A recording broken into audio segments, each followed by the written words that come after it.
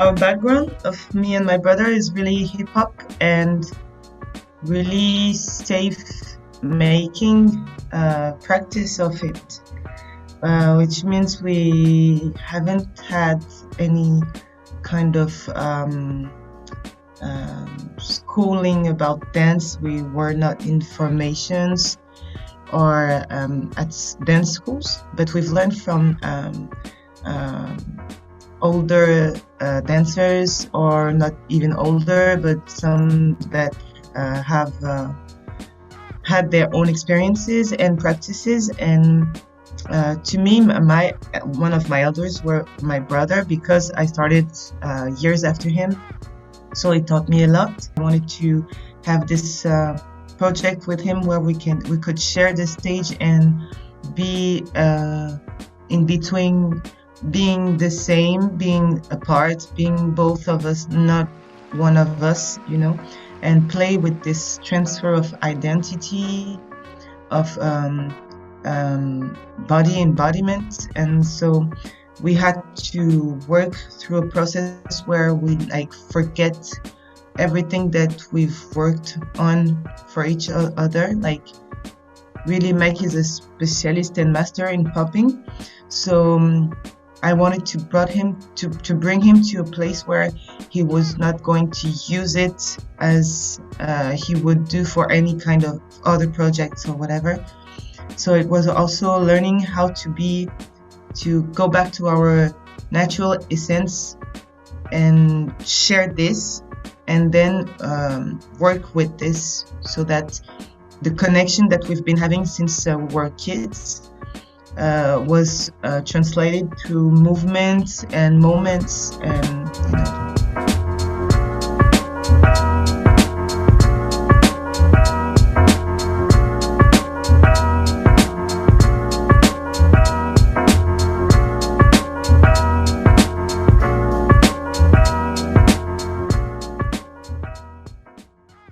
But the creation process is, for Pli, it took about 2 years to make this piece, from the first rehearsal until the premiere. It is quite specific, this piece, in terms of that I am the creator, the choreographer, let's say, and also the performer in the piece.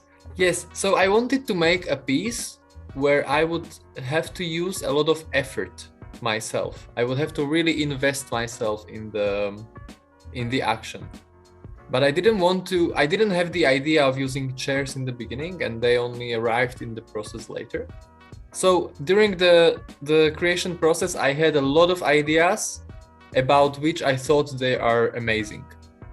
And so I put all of them, I tried all of them, and I realized that in the reality of the theater, they're really not interesting. And then I had this one image of a big pile of chairs on top of each other, but I thought, chairs are so common to the theater. I thought, no, I shouldn't do this because it's not really original, or it's not really interesting. And so I kept pushing this idea away, and the idea kept coming back, and I had a lot of different material, but I was not listening to this image that I had in my mind, because of the fear of what other people would think, instead of listening to my inner voice or my own interest. So I had a lot of material, and I made the first presentation without the chairs, and it was about 60 minutes. And in the end, I was really not satisfied with the material, and I was frustrated. And so out of this frustration, I was like, okay, there are some chairs around me, so I just started stacking them up, and I realized it's really amazing to play with them. And so this is how they got into the show. To be honest, I have this ideal structure of the piece in my mind that I want to happen.